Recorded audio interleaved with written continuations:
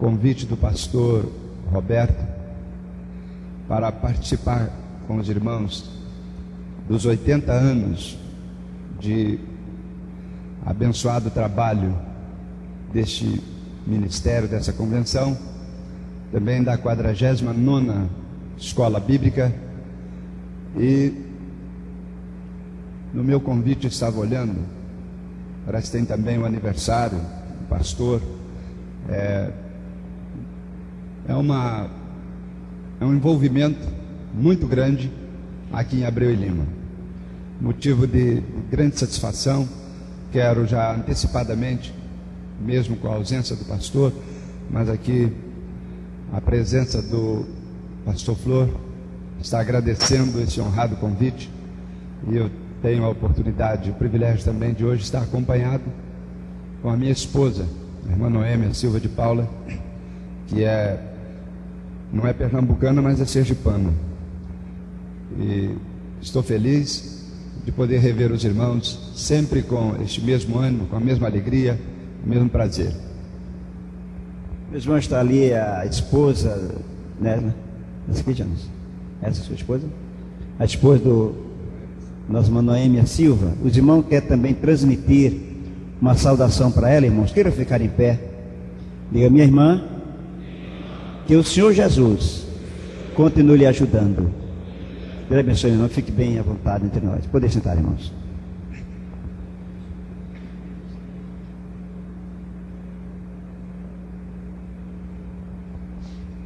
E também, irmãos, poder rever aqui a liderança, a parte da liderança da nossa igreja, das nossas convenções regionais.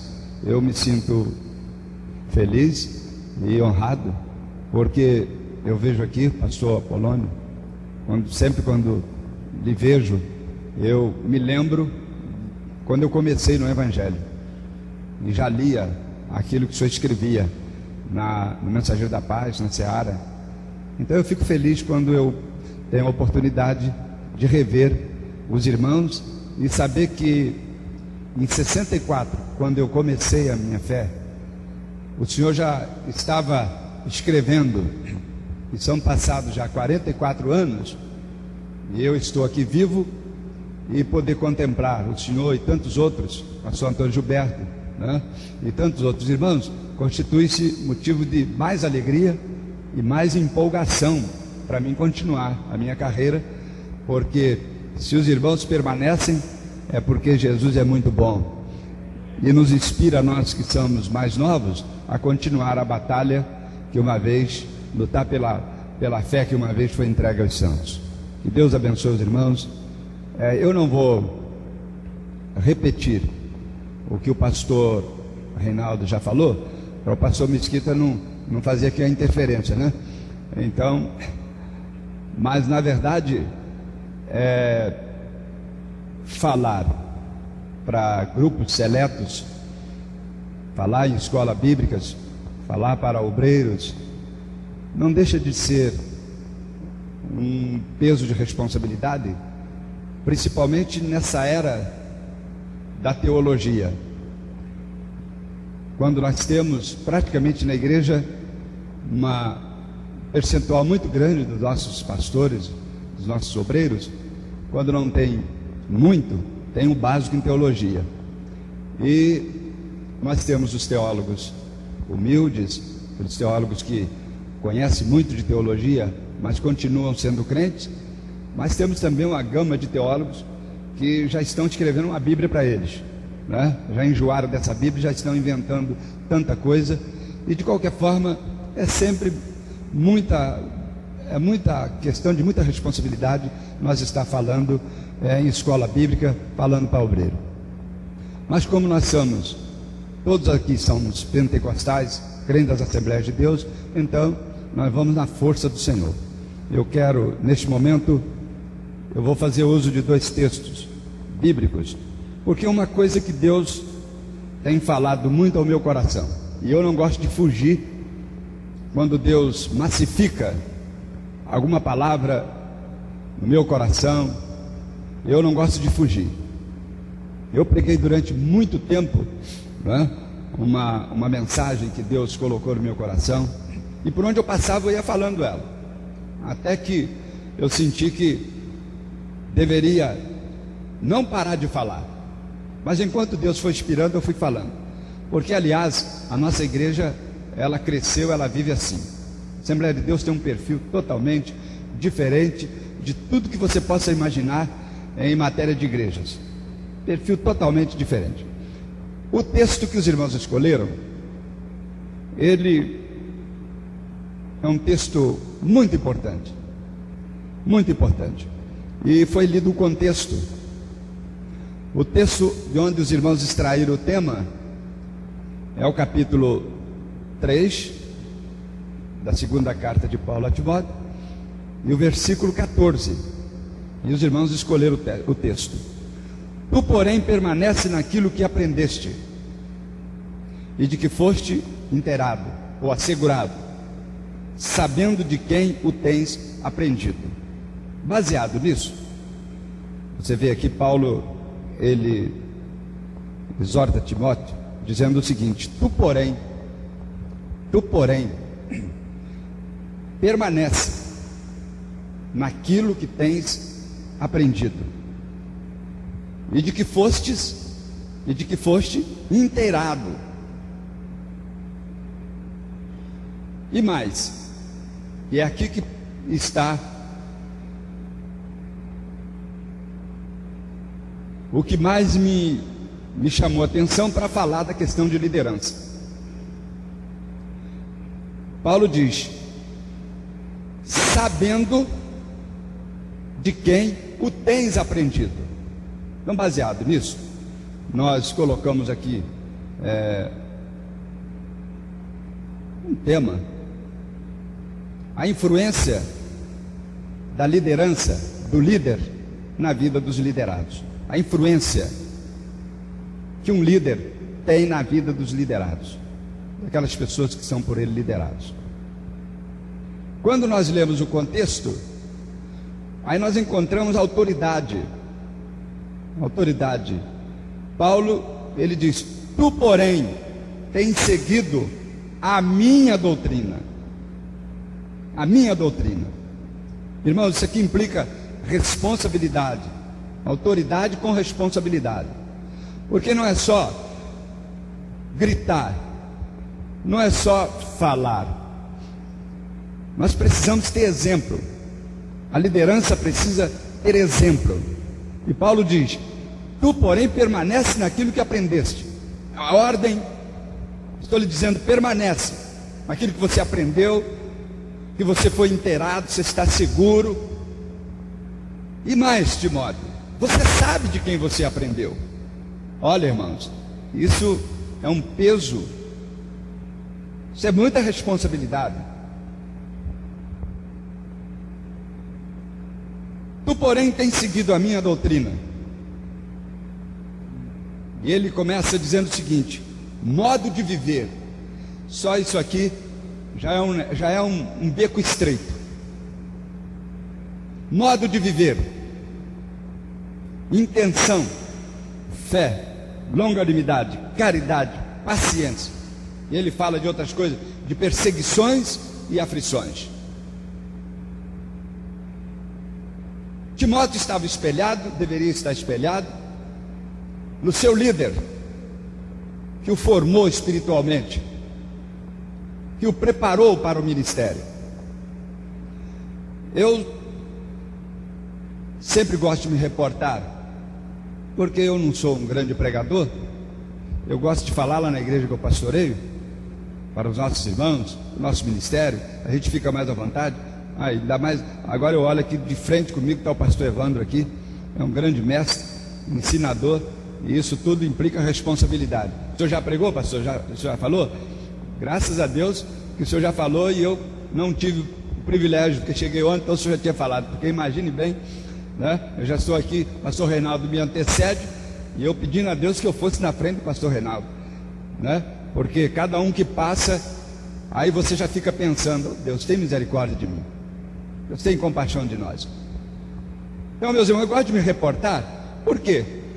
Não existe invencionice, Não se inventa coisa para pregar na igreja. Nós temos uma Bíblia com 66 livros, 1189 capítulos e 31.173 versículos. Pronto. Então nós temos um celeiro. Então não se inventa. Não tem nada para inventar mais. Tudo que nós pregamos, que nós falamos, tudo que nós temos para dizer é o que Deus já disse, está aqui. Ninguém pode tirar, nem pode acrescentar. Então nós estamos bem. É só mergulhar na palavra do Senhor, é só estarmos atentos à palavra do Senhor e dizer o que Deus já disse e o que Deus mandou dizer. Pronto. E o resto deixa que Ele resolve. Não precisamos inventar moda. Mas, meus amados irmãos, eu queria chamar a atenção dos nossos ilustres, porque nós falamos a influência de um líder na vida dos seus liderados. Preste bem atenção, os irmãos. A última GO da Comaderge lá no Rio de Janeiro, o tema foi o seguinte: o pastor Roberto esteve lá pregando, firmando os marcos antigos, baseado em Provérbios 22, 28. Está aqui, nós tivemos a nossa palavra e o assunto está aqui. E eu chego aqui, recebo o convite de Abreu Lima, e eu vejo que, observe bem, há uma preocupação do Espírito Santo em manter a igreja na mesma posição. A igreja não pode sair da posição para a qual ela foi fundada. A igreja tem uma missão. A igreja de Deus tem padrão divino. A igreja de Deus não vive de conceitos, que cada dia as pessoas querem formar conceitos. Padrão é a peça original. Conceito é aquilo que os homens imaginam, criam conceitos, os mais diversos. Mas a igreja do Senhor, ela tem um padrão divino. E o obreiro do Senhor, também ele tem um padrão. E o que eu tenho ao longo dos meus 44 anos de discípulo, acompanhando, servindo a nossa igreja, que eu sirvo a igreja desde 65, eu ingressei na escala de trabalhador, e desde 65 que eu sou um discípulo da escola bíblica dominical, das escolas bíblicas, da reunião, da doutrina, e eu estou aprendendo, porque só pode ensinar quem aprende, só pode ensinar se você aprendeu. Quem não aprendeu não pode ensinar nada, e nós temos que aprender, e aprender bem. O apóstolo Paulo diz: procura apresentar-te a Deus aprovado, como obreiro que não tem que se envergonhar, que maneja bem a palavra da verdade. O obreiro não tem que ficar como caminho de cobra. O obreiro tem que traçar o corte, traçar de forma reta, correta, para que o povo possa entender. E o que nós temos observado ao longo dessa nossa trajetória é a questão de liderança. E o Espírito Santo tem me impulsionado a falar sobre isso. Eu falei para os irmãos que eu entrei com muita força. Eu não sou pernambucano, eu sou capixaba. Sou casado com uma sergipana. E isso me ajudou muito. Misturou os dois temperamentos, certo? E foi muito bom. E hoje eu estou com um problema sério, mas que não me causa incômodo nenhum, porque eu estou falando hoje com ela aqui diante de mim. Correto? Porque você sabia que tem pastor que quando a esposa dele está no púlpito, ele muda a cantiga, o toque da viola dele muda, certo? Mas eu não preciso mudar o toque da minha viola, porque o que eu sou aqui, eu sou dentro da minha casa, certo? Eu não sou obreiro de duas caras, sou obreiro de duas tigelas. Então eu não preciso mudar o toque da minha viola, não. Eu sou exatamente o que eu sou aqui na igreja, o que eu sou na igreja, é o que eu sou dentro da minha casa. Franco, sincero, sou honesto com a minha família, mas não deixo de dizer o que eu tenho de dizer. certo? Então eu não preciso mudar, ficar igual camaleão aqui, mudar de cor não. Nós entramos numa batalha, e a hora passa correndo que só. Nós entramos numa batalha, e eu entrei, aquela batalha, presidente, em convenção eu já fui tudo que você possa imaginar, desde secretário ambulante, esse que o presidente leva lá o papel lá na secretaria, para a GECAM, para a comissão de candidato. Eu era o levador e buscador de papel do presidente. Secretária DOC, já fiz tudo em convenção. Vim pulando, depois quarto secretário, depois terceiro secretário, aí vim assim. Aí cheguei a ser presidente de convenção e fui presidente de uma convenção encrencada, dura, no estado do Espírito Santo. Mas Deus nos usou para abençoar, entendeu? Para extirpar também uns cabras ordinários que tinha ali. E foi muito difícil. Eu passei muito aperto, porque tinha uns homens ali no Espírito Santo que tinham 2 mulheres. Eles tinham 2 mulheres. E pregavam na igreja, e dava ordem, batia nos outros. Era um negócio encrencado, difícil. E quando eu assumi aquilo, eu disse, o dia que Deus me colocar como presidente da convenção, eu vou acabar com essa bagunça aqui. Aí o pessoal diz, mas você é perigoso, não mexe com isso, você já está aqui há muitos anos. Então, o que nós temos é uma crise de liderança, liderança autêntica, liderança descompromissada. Liderança tem que estar descompromissada. No momento que a liderança ficou compromissada, o barco começa a encher de água. E Deus quer nesta manhã falar em alto e bom som, aqui em Abreu e Lima. Precisamos no Brasil de uma liderança descompromissada. Compromisso só com Deus o Pai, o Filho e o Espírito Santo. E falar a verdade, cada um com o seu companheiro. Me custou muito caro. Nós tivemos que escolher lá uns homens que eram realmente marido de 2 mulheres, que tinham 2 mulheres e eram pastor. E não pasme, meus irmãos, que isso não acabou. Se você procurar no Brasil, nós temos um bocado de púlpito que estão também nessas mesmas condições, só que ninguém pode falar nada. Pode falar nada. E os indivíduos, eles escorregam como mussu, certo? Escorregam como mussu. Eu não sei como é que o sujeito não tem brilho, não tem temor de Deus, porque os irmãos não ignorem. Não ignorem. Quando eu falar alguma coisa aqui, não estou falando no sentido genérico, certo? Eu estou falando aqui das exceções, de alguma coisa que acontece. Porque na verdade, na maioria, o povo de Deus é um povo abençoado. Eu olho a igreja do Senhor, eu vejo o ministério do Senhor. Irmãos, é muita honra. Eu era um João Ninguém, nascido lá no estado do Espírito Santo, sem eira, sem beira, meu pai chefe de um centro espírita. Eu não era filho de profeta, mas Deus por misericórdia me chamou, me salvou, me batizou com o Espírito Santo, me deu um bom casamento e me colocou no ministério. Você também era um João Ninguém, mas Deus te chamou lá de onde você estava e te abençoou, te salvou, te batizou com o Espírito Santo, e se isso bastasse, te colocou no ministério. Paulo diz, eu dou graças, eu não merecia, mas eu agradeço Ele porque me colocou no ministério. Mas nos colocou no ministério para nós ser exemplo dos fiéis. Exemplo dos fiéis. Aquilo me custou muito caro. Tive a minha casa muitas perseguições, sofri lá um atentado. Um dia, um indivíduo que foi lá para me matar, ele calculou direitinho e mandou uma bala lá para minha casa.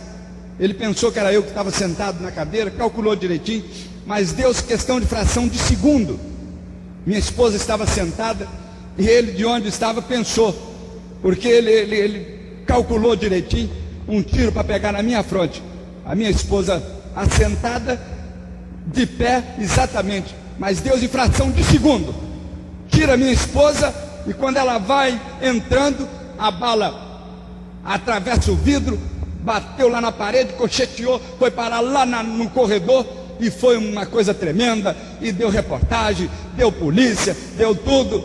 E o capitão, um P2 que foi lá fazer perícia, ele disse, pastor, senta aqui. Eu sentei, esticaram lá uma linha lá do outro lado do rio, disse, pastor, deixa eu te dar um conselho, meu filho. Esse pistoleiro que veio para para matar esse homem, é um atirador de elite, ele veio para te matar. Eu conheço disso. Ó, ele calculou tanto eu sentado que a bala ia pegar aqui, ó, na minha fronte. O delegado da cidade disse: pastor, tira sua família da cidade, certo? E aquela coisa toda, e reportagem, é bom o senhor tirar. Tira sua família da cidade, tudo. Ai, pastor, dá uma trégua nisso. Ele disse: ó, deixa eu falar um negócio. Se é esses cabra adúlteros que estão mandaram me matar, eles vão ter que me matar. Mas enquanto for presidente, todos que eu for descobrindo que tem 2 mulheres, vamos excluir todos. Todos. O valentão de lá eu excluí ele. O valentão de lá eu excluí ele. E ninguém quis levar a notificação da exclusão dele. Esse homem frouxo que tem no nosso mês, não usa correia. Eu digo: manda ele assinar. Pastor, eu não vou lá não, porque ele bate em todo mundo. Então eu vou lá dizer que a mesa diretora acabou de fazer a sua exclusão. Assina aqui a notificação da sua exclusão. Quer assinar com a sua caneta ou quer assinar com a minha, do presidente? Vou assinar com a do presidente. Cá, assinou. E nós tiramos ele de lá. Nós tiramos ele de lá. E eu falei: agora você se retira das dependências da convenção. Daqui, excluiu, o senhor me excluiu, mas o senhor sabe que o senhor é um homem morto. Eu digo: olha, se você for me matar, me mata bem matado. Porque o capixaba é o seguinte: até o sangue esfriar, ainda dá para mim te engravatar ainda, certo? Até o sangue esfriar, porque enquanto o sangue não esfria, viu? Eu digo: rapaz, você deixa de ser zombeteiro, desordeiro. Retira não vou retirar. Manda chamar 190. Daqui a pouco parou o camburão da polícia, parou na porta. E eu disse: olha, você vai sair? Ou quer que o senhor me leva lá? Então vamos lá. Aí fui lá, entreguei lá para o tenente. Levaram ele lá, deram um conselho para ele. Acabou a farra. Esse homem hoje é o meu maior amigo que eu tenho. O maior amigo. Recuperou, largou da safadeza dele. Correto? Hoje é pastor, foi reintegrado. É o meu amigo, dorme na minha casa. Esse homem tem ido na minha casa, hospeda na minha casa e dorme. Diz: Deus usou o senhor para me fazer tomar vergonha. Então, deixa eu falar uma coisa para vocês. Esse texto aí: tu, porém, permanece naquilo que tens aprendido e que fostes inteirado. Agora olha bem, sabendo de quem o tens aprendido. A influência do líder na vida dos seus liderados. E Paulo diz: tu, porém, tens seguido a minha doutrina. Nós vivemos nesses 97 anos de história da nossa Igreja Assembleia de Deus. E nós observamos que durante esses 97 anos, Deus nos abençoou. Nossa igreja nasceu diante das mais diversas dificuldades. Quando eu leio a história das Assembleias de Deus, que eu gosto muito de ler, quando eu leio a história dos nossos pioneiros, quando eu leio a história dos homens que desbravaram os campos, esse grande trabalho que existe hoje em Pernambuco, isso não nasceu de mão beijada. Isso teve um preço. Alguém pagou preço.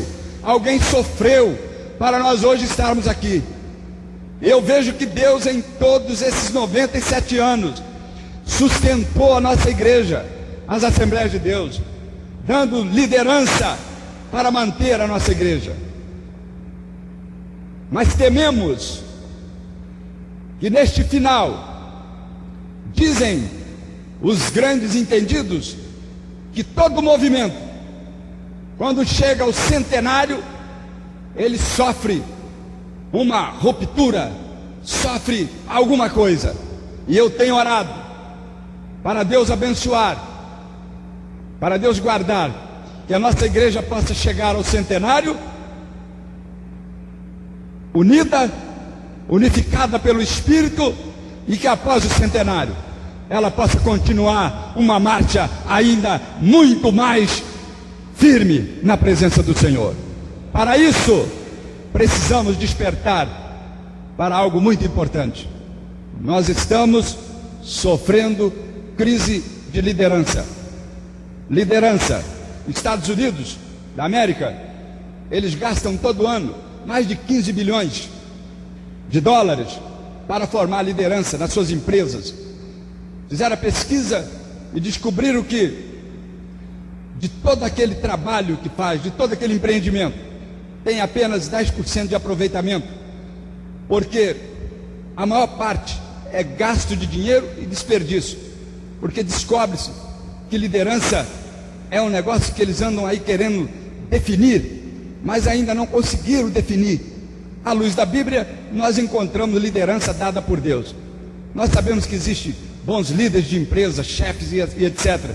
Mas o líder é algo mais. O líder é responsável, viu, irmãos, por tudo o que acontece. Nas empresas, você observa que nós tivemos, por exemplo, citar um caso nosso lá, da CSN, lá em Volta Redonda. Aquela empresa que durante muito tempo abençoou muita gente, mas lá na empresa CSN, quando morei ainda em Volta Redonda, era um negócio. Os pessoal que trabalhava na CSN, eu não sei, deve ter alguém, quem sabe, morando no Pernambuco hoje, e que passou por lá. Mas na CSN, o pessoal tinha salário, depois tinha o 10º salário, depois tinha um negócio chamado girafa, e depois tinha um prêmio de bonificação. Era tanto dinheiro que o pessoal recebia, que aqueles irmãos nossos de Volta Redonda, eles esnobavam, porque ganhava muito dinheiro. Mas aquela empresa depois entrou no estado de falência, porque virou cabide de emprego, certo? Os homens que foram liderar aquilo, já não eram mais pessoas que entendiam da área, mas era o general fulano, era o parente do general, e aquela empresa praticamente estava falida. Teve que se trocar a liderança, e a CSN hoje voltou novamente a ser o que era. Por quê? Por conta de liderança. Casamentos doentes. Indivíduo, há homens que reclamam a vida toda do casamento. Casamento falido. Falta de liderança. Tem homens que não conseguem carregar nem a chave da casa dele. Não manda em nada, não governa nada, não governa esposa, não governa filho, e depois ainda quer governar a igreja. Não tem condições. Há tempo os irmãos contando para nós de um casal, um diácono que chegou: pastor, estou com um problema muito sério, problema na minha casa, com a minha filha, e foram para o gabinete e ficaram lá perturbando a cabeça do pastor, e o pastor, a mulher falava mais, a mulher que falava, e o marido querendo falar, mas ela não deixava. Aí o pastor disse assim: rapaz, para aí um pouquinho, para um pouquinho que eu estou tendo uma visão aqui agora, estou tendo uma visão, estou vendo uma visão aqui agora.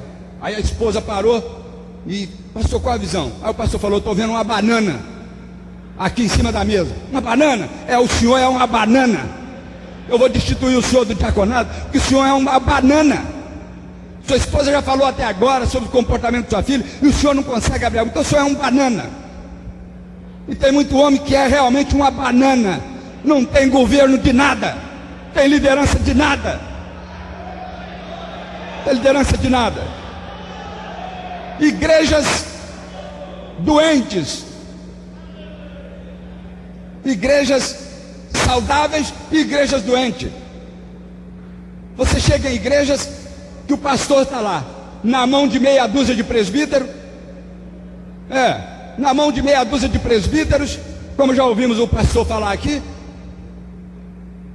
preso, sem autoridade, e fica aquela meia dúzia de presbítero manipulando. Eu sempre, quando prego, e os irmãos não estranham meu modo de falar, eu glorifico a Deus de ter nascido na Assembleia de Deus. E na Assembleia de Deus é o seguinte: manda Deus o Pai, depois manda Deus o Filho, depois manda o Espírito Santo, e depois manda o pastor, e o resto vem atrás dando glória a Deus e ajudando, certo? Na Assembleia de Deus é assim. E se mudar, o barco afunda, porque panela que todo mundo mexe não dá certo. E nós temos igreja da Assembleia de Deus lá no Rio de Janeiro, está cheio, que fica um grupo de presbítero manipulando o pastor, dizendo a ele o que ele tem que fazer. Eu não posso, irmão, não posso apertar não, por causa do presbitério. Que presbitério? Presbítero, você exclui ele até na esquina da rua. O difícil é excluir é pastor, rapaz, porque depende de convenção, tem que fazer processo. Igrejas doentes na doutrina, por conta de liderança. Chega numa outra igreja, uma igreja sadia. Qual é a diferença? Se o Espírito Santo que está na igreja é o mesmo que está aqui em Abreu e Lima, é o mesmo que está lá em Paracambi, então por que aqui está sadio e lá está doente? Falta de liderança. E não adianta ninguém dizer que é outra coisa. Falta de liderança. O líder, ele tem algumas qualidades. O líder tem que ter visão ampliada. O líder tem visão ampliada, de curto, médio e longo prazo. Ele sabe planejar a vida da igreja. Um líder, ele tem que dizer ao povo o que o povo está precisando ouvir, e não o que o povo quer ouvir. Certo? E aí que está a dificuldade em liderar a Assembleia de Deus. Só quem fala sou eu, que faço parte. Eu tenho que ver meus efeitos. A gente fala entre nós para corrigir, mas não vem ninguém falar mal da Assembleia de Deus, porque eu não vou aceitar. Que a igreja que eu aceitei Jesus é uma igreja completa. É só balançar a roseira, certo? É só balançar, tirar esses homens irresponsáveis, viu, que às vezes fica perturbando a vida das igrejas. É só fazer as coisas conforme Deus manda, que o resto está tudo certo. O resto está tudo certo. Eles dizem na mídia o que o povo quer ouvir. O povo quer ouvir. Eles não dizem o que o povo está precisando de ouvir. E essa é a diferença do líder, que o líder ele tem um pouco com ele, com a função de profeta. E o profeta é diferente do sacerdote. O profeta tem que ouvir o que Deus mandou e vir dizer ao povo o que Deus disse. E o povo quer ouvir outras coisas. Agora, irmãos, não pense, irmãos, que essa história que nós estamos ouvindo hoje, ela é verdadeira. Não é verdadeira. Eu posso provar para os irmãos que ela não é verdadeira. Nós estamos sofrendo crise de liderança, e é muito ruim quando o povo fica sem direção. Está escrito lá em Provérbios capítulo 11, verso 14: não havendo sábia direção, o povo cai. Então observe, meus irmãos, que o povo enfraquece, o povo cai, é exatamente quando a liderança está fracassada, está sem visão. Nós encontramos o período mais triste, ou um dos períodos tristes da história de Israel, o período dos juízes, quando Israel ficou sem liderança. O livro de Juízes termina no capítulo 21, versículo 24, dizendo o seguinte: naqueles dias não havia rei em Israel, não tinha líder, não tinha guia, cada um fazia o que bem parecia aos seus olhos. E os irmãos sabem perfeitamente que hoje querem moldar a nossa igreja. Existe um grupo, e permita aqui, quando eu cito teólogo, não estou aqui fazendo nenhuma citação pejorativa a teólogo, porque estaria fazendo contra mim mesmo, mas como eu já disse, existem os teólogos inventadores de moda. Um grande pregador, doutor em divindade, que eu não sei se tem alguém aqui que é doutor em divindade, mas hoje já tem doutor em divindade, entende tudo sobre Deus, sobre Jesus, sobre o Espírito Santo, tudo ele te explica, certo? E esse doutor em divindade chegou com um anelão bonito, aí me abraçou agora lá em Porto Alegre e disse: pastor, o senhor é um homem que pode nos ajudar. Eu falei: pode ajudar por quê? Não, porque o senhor pode ajudar a influenciar.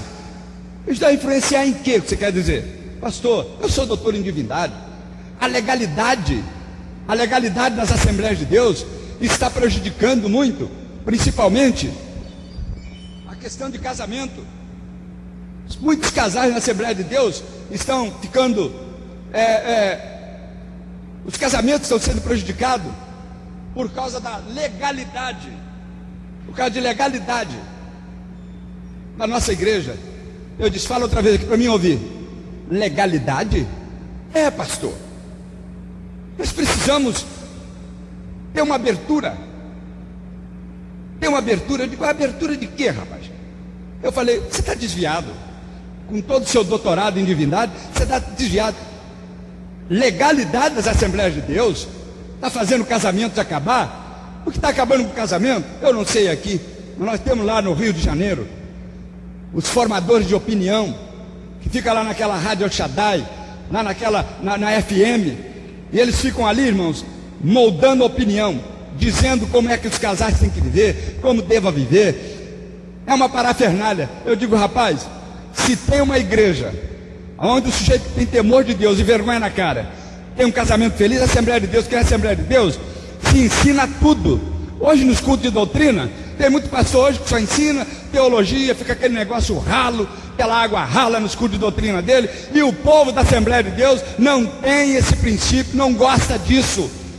O povo nosso da Assembleia de Deus, não adianta você botar palha, você ficar com conversa fiada. Nosso povo não gosta disso. Na Assembleia de Deus é o seguinte: quanto mais apertado nosso povo glorifica, quanto mais apertado nosso povo chega junto, quanto mais apertado nosso povo glorifica. Nossa igreja tem um perfil diferente.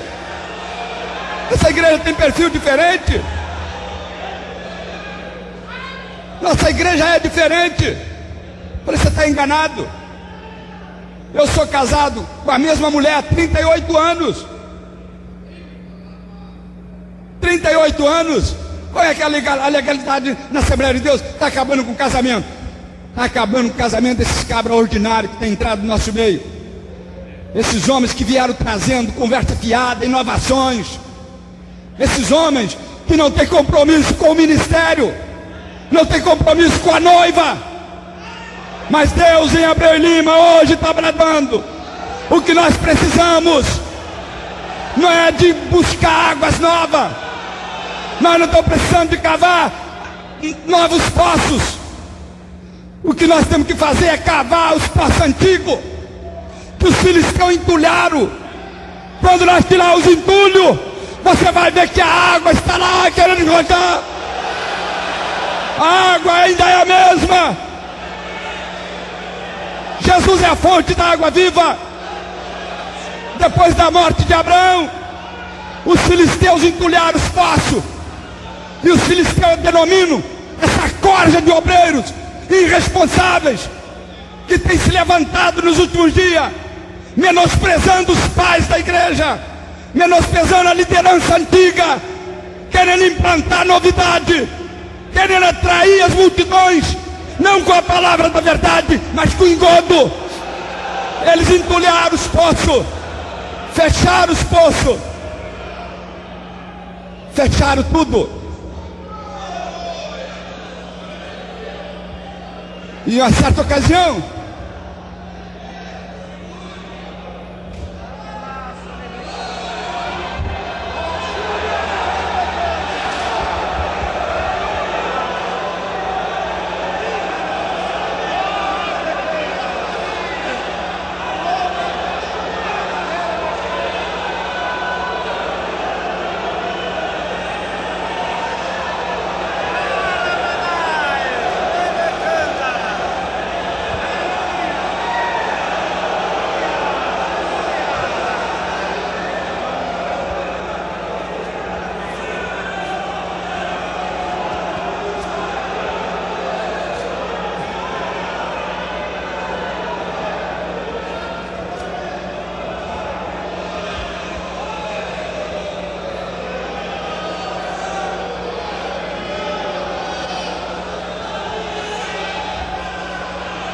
meus amados, eu me sinto constrangido pelo Espírito. Chove na raça. Sabe por quê? Porque qualquer pastor pentecostal, qualquer obreiro das Assembleias de Deus que vive uma vida com Deus, sente, vê e sabe do zelo que Deus tem com essa obra. E os filisteus taparam os poços. E Isaac, uma certa ocasião de vida de crise, ele queria descer ao Egito, mas Deus veio a ele no capítulo 26 e diz: não desça ao Egito, permaneça na terra, porque não adianta correr. Em época de crise não adianta você correr. Tem gente correndo, não adianta você mudar. Você tem que se enquadrar. Deus não desça, fica aí. E quando nós ficamos no lugar que Deus manda, pode levantar o inferno com a tropa dele todinha. Deus vai te manter de pé. Deus vai te sustentar. Pode levantar quem quiser levantar. Deus te mantém, Deus te sustenta. Diante da prosperidade, que existe um segredo. Salmo 25, verso 14: o segredo do Senhor é para aqueles que o temem, e Ele lhes fará saber o seu conserto. Deus tem segredo para com o homem que vive com Deus. Deus tem segredo com Ele. Quando a gente não teme ao Senhor, a gente fica, as janelas ficam meio fechadas, você não enxerga. Mas o homem que tem segredo com Deus, Deus fala com ele, ele entende o negócio. Diante da prosperidade de Isaac, os filisteus cresceram o olho, ficaram logo pensando, porque era divisa. A terra de Isaac fazia divisa com o filisteu. Desse lado de cá, pasto seco, terra seca, não tinha nada. Aqui é a divisa, do lado de lá, milho, trigo, cevada, benção pura. Aí você chega daqui, se fosse pela questão de alguns quilômetros, tudo bem, mas é divisa, não aceito isso. Tem pessoa que não aceito, eu não aceito. Ele chegou ontem, eu já estou a 30. Ele chegou ontem, eu já estou a 25. Você pode estar o tempo que você quiser. A bênção de Deus é para aqueles que o temem. Tem conversa não. Não adianta você estar 30 anos, mas é um obreiro cascudo, ingrisento, fazedor de confusão. O segredo do Senhor é para aqueles que o temem, e Ele lhes fará saber os seus consertos. Não adianta ficar com inveja do Isaac. A lavoura de Isaac está abençoada, a nossa está amaldiçoada. Manda sumir com esse homem daqui. Espaventaram com Isaac, manda ele para uma terra mais seca. Ele chegou lá nas partes de Berseba, montou a tenda. Seus criados, seus servos chegaram e disseram: Isaac, temos um problema muito sério aqui. Qual é o problema? Não tem água. Água não é alguma coisa opcional. Água é essencial à vida. A gente passa alguns dias até sem o alimento, mas sem água é difícil. Faltou água, faltou vida. Como vamos fazer, Isaac? Tem o povo, tem o rebanho. Aí Isaac deu uma olhada na terra e disse: espera aí, eu conheço isso aqui. Eu era criança quando meu pai Abraão peregrinou por aqui, e eu me lembro que meu pai cavou aqui alguns poços e achou água. Eu vejo uma lição importante na liderança. Liderança constituída por Deus não fica inventando moda, como o senhor falou aqui. Não tem que inventar grupo de dança, botar a moça ficar rebolando dentro da igreja para poder atrair. Você vai atrair carnalidade. Líder chamado por Deus, ele ora a Deus e Deus dá orientação. Dá orientação. O que vai fazer? Eu conheço isso aqui. Chamou o pessoal e disse aqui, ó: vamos cavar aqui. Isaac, diante daquela situação, como líder, porque tudo vem no líder, não é verdade? As coisas acontecem para lá, enquanto está tudo bem, o pastor não fica sabendo de nada. Quando você está comendo churrasco, a casa dele está abençoada, está tudo para lá. Às vezes até esquece do pastor, mas criou um problema lá, corre no líder. Ih, pastor, encrencou o negócio lá em casa. Pois é, quando você estava na churrascada, você não lembrou do pastor, nem para trazer uma galinha para ele. Agora encrencou lá, aí vem atrás do líder. E o líder tem que estar pronto. O líder tem que ter solução. Permita-me vos dizer, líder tem que ter solução. Ah, mas eu não sou Deus. Líder tem que ter solução.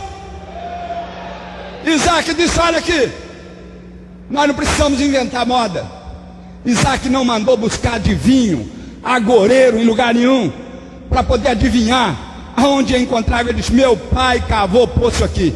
Vamos fazer o seguinte, vamos começar a tirar os entulhos.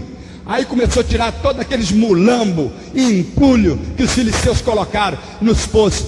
Quando acabou de tirar, os entulhos que os filisteus colocaram. Diz que tinha lá a nascente de água, simplesmente ela estava lá retida, ela não podia porque os entulhos. Deixa eu falar uma coisa para vocês: tem um demônio da hipocrisia, tem um demônio da apostasia, tem um demônio da comodidade, da facilidade, que entulharam as nossas igrejas, estão tentando entulhar nossas liturgias de culto. É uma coisa vazia, é uma inventação de moda. A água está lá querendo jorrar, e alguém diz assim: pois é, antigamente Jesus batizava com o Espírito Santo, né? Antigamente Jesus fazia. Parece que Jesus agora está andando de moleta, ficou velho. Deixa eu dizer, tira a capa da hipocrisia, vamos tirar os entulhos da falsa doutrina, vamos tirar os entulhos da inovação, e você vai ver que a água do Espírito vai jorrar e a nossa igreja será abençoada. Chegamos numa igreja nossa, aí estou vendo lá um rapazinho parecendo Steve Seagal lá na bateria, tocando bateria. Perguntei ao pastor, falei: quem é esse rapazinho aí? É filho do irmão, estava desviado, voltou. Aí a gente está aí. Eu digo: ó, manda esse rapaz, já entrou em comunhão? Já entrou. Manda esse rapaz cortar o cabelo. Mas a gente está dando um tempinho. Eu digo: isso aí não tem tempinho.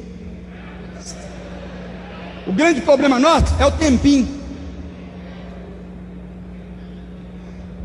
Eu glorifico a Deus que a Assembleia de Deus hoje aprendeu a fazer discipulado. No meu tempo não tinha discipulado, não. No meu tempo era pau na nuca todo dia. Tinha discipulado, hoje faz discipulado.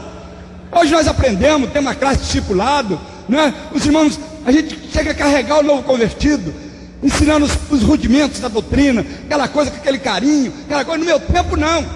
Se quer, vamos; se não quer, mostrava logo a panela do inferno pra gente. E eu, como eu queria, eu entrei, né? Vou na bênção, e estou aqui até hoje, não morri também não. Manda cortar o cabelo. Não, a gente está dando um tempinho, não. Tempinho não. Se ele não cortar o cabelo, daqui a pouco você vai ver, sua igreja vai virar igreja de playboy, certo? Se não cortar o cabelo, tira ele de comunhão. Pronto, chegou perto dele: meu filho, pastor, tudo bem. Foi no barbeiro, cortou o cabelo. O que estava faltando? Uma palavra amorosa, uma palavra direcionada, mas uma palavra de autoridade. Pronto, as nossas ovelhas ficam olhando para nós. Ó, receber crítica não é brincadeira não. E eu recebi uma crítica, e a pessoa, por muito que nos amava, não colocou o nome, mas eu recebi uma crítica. Irmãos, esse negócio está na minha pasta. Uma irmã escreveu um negócio baseado numa resolução que foi baixada na nossa igreja, normatizando determinadas coisas na área de costume na nossa igreja. Mas aquela irmã foi muito franca. Na hora que eu li aquilo, e quando eu li aquele negócio, que a irmã disse: pastor, não entendi aquela colocação que o senhor fez. O senhor fez uma colocação tão boa, uma colocação certa. Por que as pessoas continuam? É o senhor que está sendo conivente, ou o senhor não quer tomar decisão? Mas na hora que eu li, aí primeiro vem o ego, né? Eu digo: mas que irmã desaforada. Aí li aquilo tudo, guardei a carta e pensei, falei: vou dar uma resposta na Santa Ceia. Preparar um negócio, dar uma resposta para esses crentes desaforados. O Espírito Santo falou comigo: humilha-te. Humilha-te. Está vendo só? Qual o pastor que gosta de ouvir isso? Humilha-te. Falei: humilha-te? Não falei nada. Não falei nada. Aí a carta outra vez, comecei a ler. Li uma vez, li duas vezes. Falei: Deus está usando essa irmã para me dar uma chamadinha. Certo?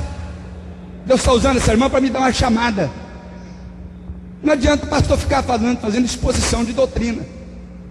Olha, eu aprendi que a doutrina ela é falada e é aplicada. Foi assim que eu aprendi. Tu, porém, permanece naquilo que aprendeste. É hora de permanecer. Então, doutrina falada é essa doutrina que se fala na igreja, se ensina que não se pode isso, não se pode aquilo, né? Que hoje é o seguinte: não se ensine isso, não fale, irmão. Mas não aplica a doutrina. Você fala, mas o povo está vivendo de qualquer maneira, porque não existe aplicação da doutrina. É como você vai no médico, o médico passa a receita, você compra o remédio, põe na prateleira e deixa lá, e continua doente. Assim está vivendo muitas igrejas. Pastor, não, a gente fala, mas também não pode estar mandando na vida. Deixa eu dizer para você, pastor manda na vida do crente sim. Manda na vida do crente sim. Manda, pastor manda, vou te provar que manda. Quando encrenca lá, sabe onde eles vêm? A mulher não quer dormir com o sujeito, aí ele vem atrás do pastor. Pastor, você dá um conselho lá, 15 dias lá que a mulher está dormindo para lá. Aí então o pastor manda. Por que tua mulher não está dormindo na mesma cama contigo? Você é homem? Que tipo de sujeito você é? Você é um caranguejo? Porque também não adianta espisotear a mulher, tratar mal a mulher e depois querer carinho. O sujeito desse tem que levar um gelo mesmo. Então o pastor manda, sim senhor. E a igreja gosta quando o pastor tem autoridade. Nossa igreja gosta quando o pastor tem autoridade, tem direcionamento. Nossa igreja hoje anda triste com essa frouxidão que existe na nossa liderança. E para falar de liderança, deixa eu puxar o negócio para o lado de cá, que o Flor já vai me puxar o paletó para mim parar também. Primeiro tem que começar pelo altar, certo? Se quisermos uma igreja forte, permita-me, primeiro tem que passar a vassoura, tem que passar o arado, mas passar com força, começando de cima. Tem que começar de cima. Começar de cima. Sabe por quê? Tu, porém, tem seguido a minha doutrina, modo de viver. Modo de viver. Eu tenho que ser espelho para a membresia da igreja e para os meus obreiros. Surgiu uma questão lá outro dia, pastor, meu obreiro está andando assim, eu digo aqui, qual foi o dia que vocês já me viram em Paracambi, parecendo um Zé Malandro, um tiãozinho da vila, chinelinho de dedo, calça arregaçada, camisa regata? Qual foi o dia que vocês já me viram? Nunca vi e nem vai ver. Siga então o meu exemplo.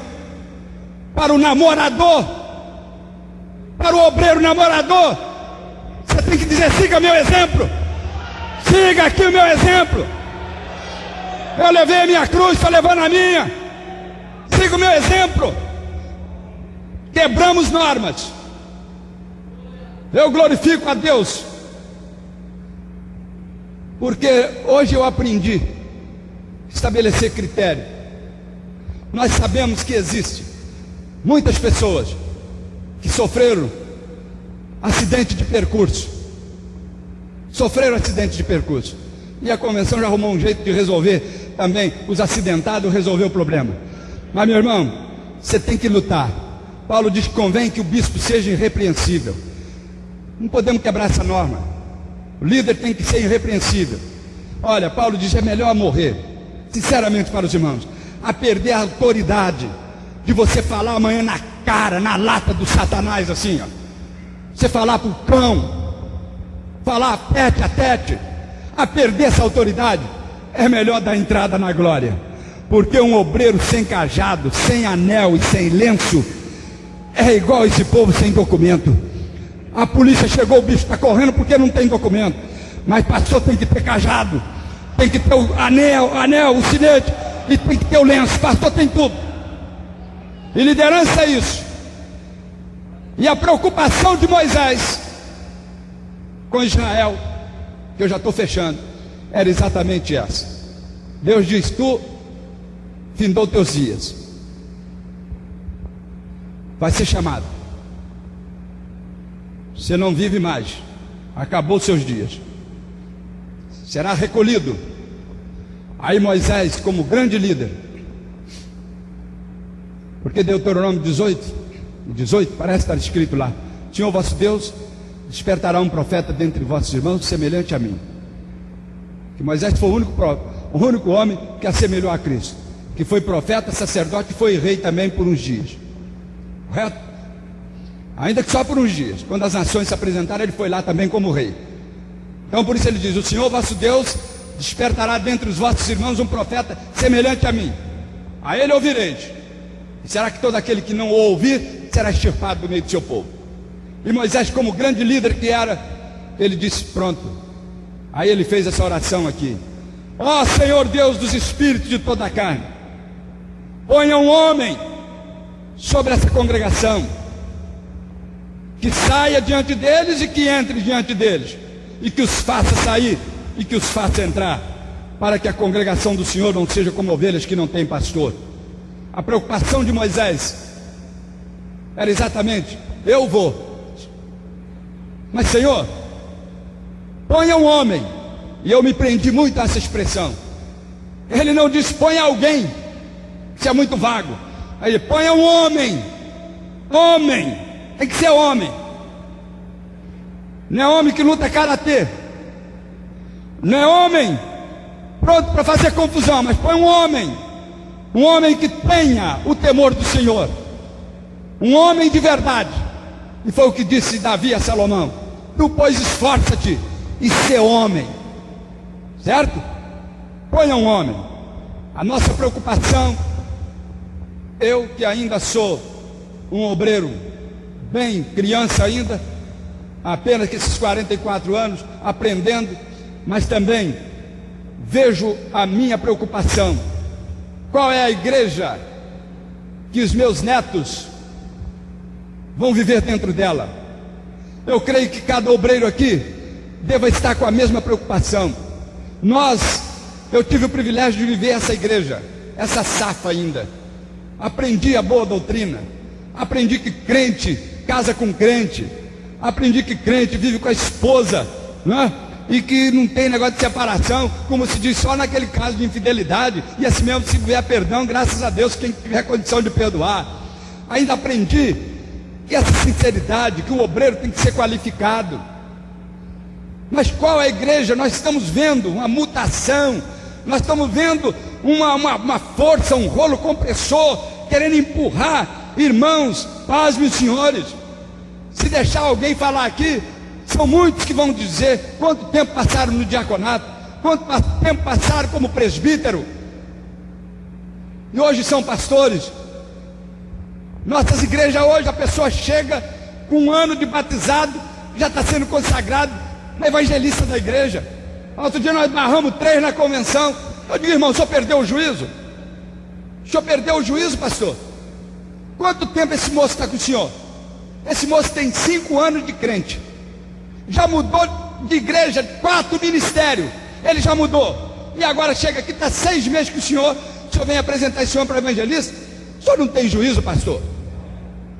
5 anos de crente, já passou por 4 ministérios no Rio. Esse sujeito está preparado? Isso é encrenca que você vai colocar no seu ministério?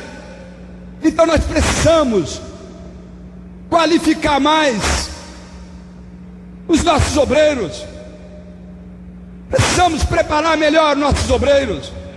E há um rolo compressor.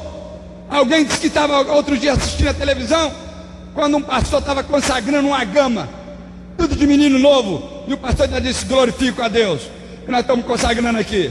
Aí pastores já com 21 anos aí, ó, né, saindo fora dessa monotonia, saindo fora desse sistema arcaico, antiquado, dessa igreja Assembleia de Deus, que só consagra pastor depois de experiência. Vocês são jovens aqui, ó, tem jovem de 21, tem jovem de 18, inclusive citou o filho dele, né? São tudo meninos novos, mas que Deus já chamou para o ministério. Amém. Sou contra isso não.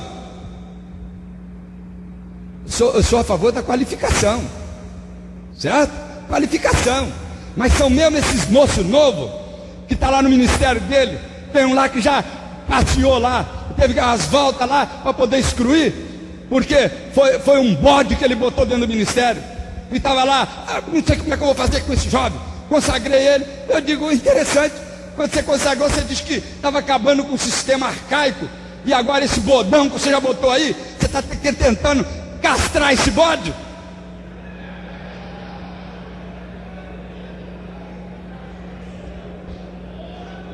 Você tem que ter, irmãos, autoridade na nossa liderança. Mas aí põe um homem